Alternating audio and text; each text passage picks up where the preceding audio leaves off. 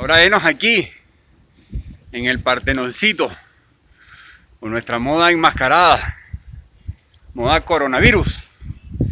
Aquí estamos en el Partenoncito de El Calvario, en el 23 de enero, para hacer el agregado de esos tres elementos en los que el profesor José Manuel Briceño Guerrero, esto no es mío, divide la filosofía, la divide como potencia, como dinámica y como fisis, ¿verdad?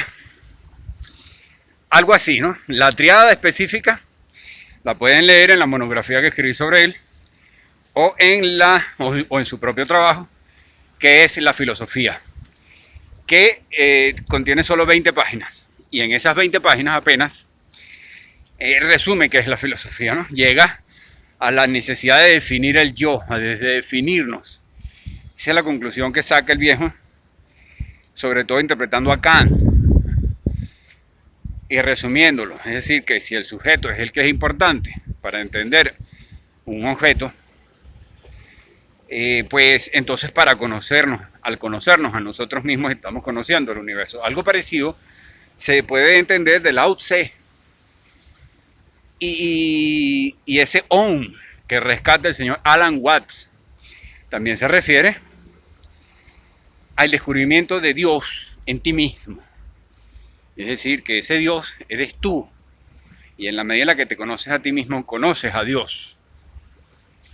Pero lo importante es que la filosofía entonces va a ser útil porque tiene esos tres niveles. Uno de ellos es como fisis, es la contemplación. Ese es el estado en el que suele haber muchos interpretadores que dicen que la filosofía no tiene utilidad. Y yo creo que se refieren al hecho de que no tiene apuro, no tiene apremio, no tiene objetivo, no tiene una necesidad, no está impulsada por el deseo. Está ahí tranquilita percibiendo. Percibiendo, viendo, captando. Pero como es imposible permanecer así, porque estarías inhibiéndote de la propiedad de ser sujeto, ¿verdad? De palpar, de eventualmente, bueno, enfermarte con coronavirus, tener que ponerte esto porque es convención social, o porque de verdad tienes alguna patología, como pudiera ser yo, que soy asmático, y entonces debo cuidarme, o más bien para evitar llegar y enfermar a mi mamá, que tiene cerca de 70 años. Entonces, cuando eso acontece, ya ahí, al empezar a interpretar, a hacer lecturas o a analizar, empieza la filosofía como dinamis. Empieza algo a suceder. Tiene que empezar a haber concatenación, progresión, imbricación, asociación. Y en ese momento es el que, si tú crees que la filosofía no es útil, no va a hacerlo. No te va a devengar nada. Y probablemente incluso no va a convencer a nadie de nada. Solo va a ilustrar conceptos con más o menos claridad, con más o menos talento en el resumen, pero solo va a ilustrar conceptos. Lejos de asumir el precepto marxista de que hay que luchar por algo, porque la vida, porque el pueblo, porque los pobres, porque sí, algo así, es lo que termina viendo uno en más de un ridículo de izquierda, que en realidad tienen la vida bastante cómoda, pero ellos se supone que son pobres y se supone que sean oprimidos, ¿no? O sea, la directora aquí, creo que tengo que decirlo, del periódico Ciudad Caracas, yo no tengo nada contra ella, me cae muy bien en realidad. Camina con aquel pasito que se ve que se fuma sus cachitos, y en eso pues tenemos algo en común. Está gordita y tiene un negocio ahí abajo de Ciudad Caracas, pero ella dice que ella es oprimida también, ¿no? Bueno, no es oprimida, probablemente incluso nunca lo fue, pero es necesario pertenecer a algo. Y pertenecer a los opresores es una cosa muy fea. Entonces, igual que Jean-Paul Sartre dice, no, yo soy de izquierda, yo soy bello, yo soy hermoso, yo no puedo pertenecer a eso que me está pagando. Yo no puedo pertenecer a eso que me da un estatus. Entonces, frecuentemente, detrás de la gente que dice que la filosofía no es útil, estás perteneciendo a eso que te da un estatus. Claro, ellos son los más honestos porque dicen yo soy filósofo.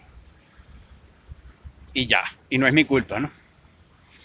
Y es cierto, o sea, porque no estamos hablando ni de culpa, ni siquiera de responsabilidad. Estamos hablando de que luego de la filosofía como physis, es decir, como una búsqueda de qué es lo real, como una búsqueda de desenmascarar en esto la estructura que puede tener detrás, las cabillas, cómo está sembrado, cómo fue hecho, cómo apareció, si es originario, si no, y en qué periodo. Y en ese caso, fíjate tú que esa filosofía como física y como contemplación va dando pasos hacia física, hacia química, donde ya empieza a haber una serie de procesos y de acciones en los cuales vuelve a repetirse lo mismo.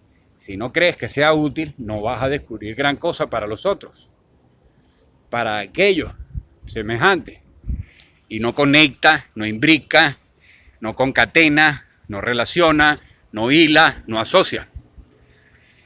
Pero ya cuando empiezas a hacer cualquiera de esos verbos, la filosofía ya empieza a ser altamente útil. Empieza a dar respuestas concretas, empieza incluso a servir a otros pensadores de otros campos muy diversos para manifestarse, para ofrecer productos. Más allá de que un filósofo lo haga o no, va a servir para que otros lo hagan. Pero entonces aparece, después de la filosofía como dinamis, la potentia o la potencia, que es la filosofía que va a necesitar escribir un libro como Ser y Tiempo, o como El laberinto de los tres minotauros, de José Manuel Briceño Guerrero, y Ser y Tiempo de Heidegger, o Fenomenología del lenguaje, o los escritos, varios de ellos diversos, ¿no?, de fenomenología trascendental del señor Husserl, y tantos otros, pues, ¿no? O sea, la lista sería sumamente larga.